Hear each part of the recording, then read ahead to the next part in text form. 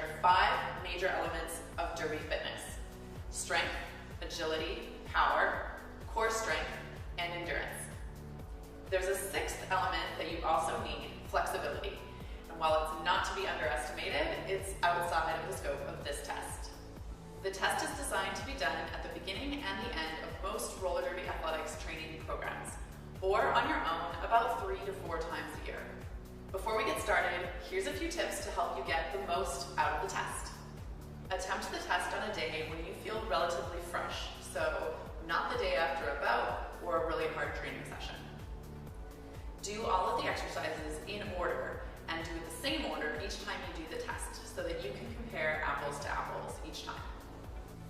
Use optimal form at all times. Watch the video, check your form in a mirror or ask a friend for help, and make sure you're getting it right. And finally, remember that the only person in this test that you're competing against is yourself. So don't worry about it if your scores aren't where you hope they would be. That's why you're here, to improve.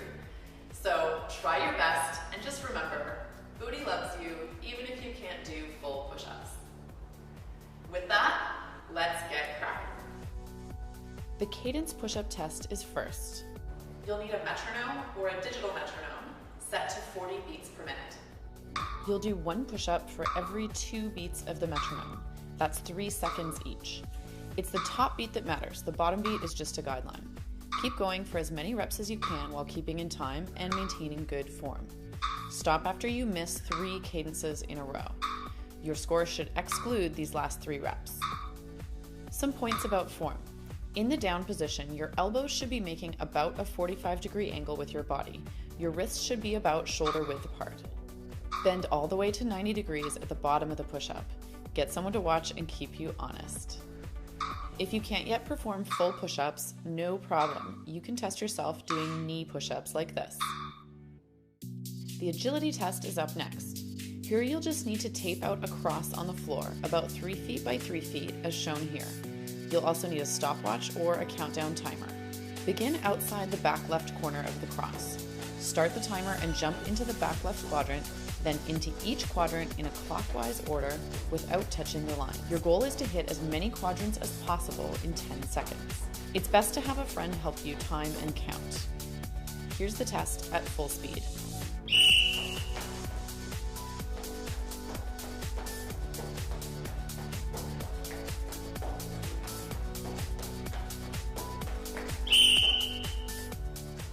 So as you can see, my score on that was 31 because I did 7 full tours of 4 plus 3 before the whistle went.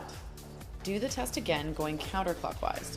Record your score and average the 2 scores. Here are some notes on form. You should jump with your feet together as a unit. Don't let them become disconnected from one another. Subtract half a point from your score each time you touch the lines in your test. If you let your arms flail around like this, it will be more difficult to move quickly around the circuit. Just like on skates, if you keep your arms braced and your core tight instead, it will help you. If it's your first time trying this, feel free to take some practice runs before you start your recorded test. For the vertical leap test, you'll need a measuring tape or a yardstick. Tape it to the wall up high. It doesn't matter exactly at what height you set it up. This is a standard test used by many sports and employers to demonstrate leg power. You simply jump as high as you can and measure the difference from your standing reach to your reach at the top of the jump. Here are some tips to help you out. First, you can have a friend stand on a chair and read your high point measurement, or you can use a piece of chalk to mark as you jump.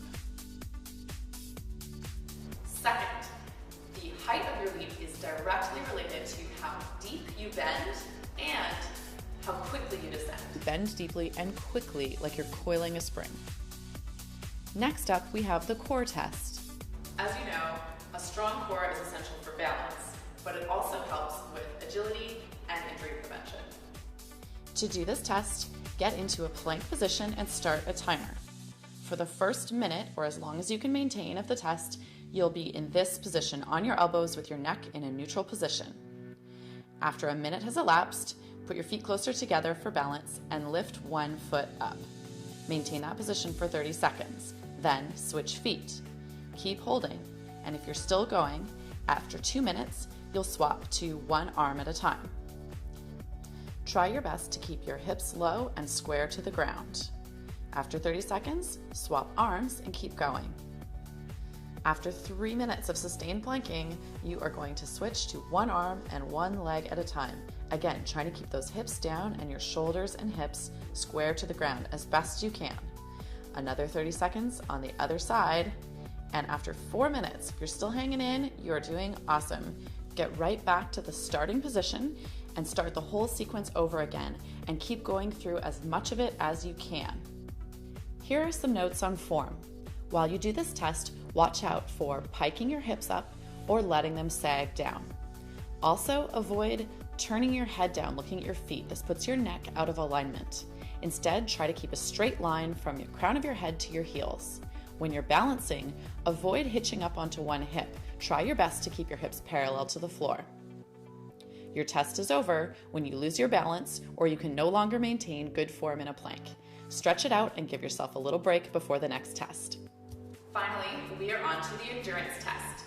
We are going to run this as a time challenge. So, how quickly can you complete all of the reps while maintaining good form? Here's the test. We're going to do 3 rounds of skater strides, lunge jumps, high knees, and squat thrusts. Here's what it looks like. Start your stopwatch and begin. For this exercise, stay low the entire time, as though you're speed skating down a straightaway. You don't need to pop up in between. It's not a big jump. Here, both knees should form 90-degree angles in the down position. Keep your front knee aligned over your front foot, and keep your torso upright. Try not to lean forward. High knees are easy to cheat on, but don't do it. Knees up to at least your hip level each time. Go slower if you have to. The way to count all the reps in the test is by total number of reps. So 20 skater strides means 10 per side, not 20 per side. Same with lunge jumps and high knees. The rep number listed is a total. The operative word in squat thrusts is squat. So shoot for a 90-degree squat, both here and here.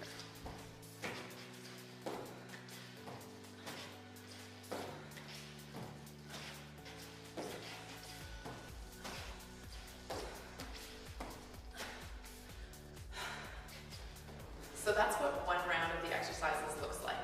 You'll do 2 more rounds in a row without stopping and record your time at the end. Now that you've watched all the exercises, you are ready to go.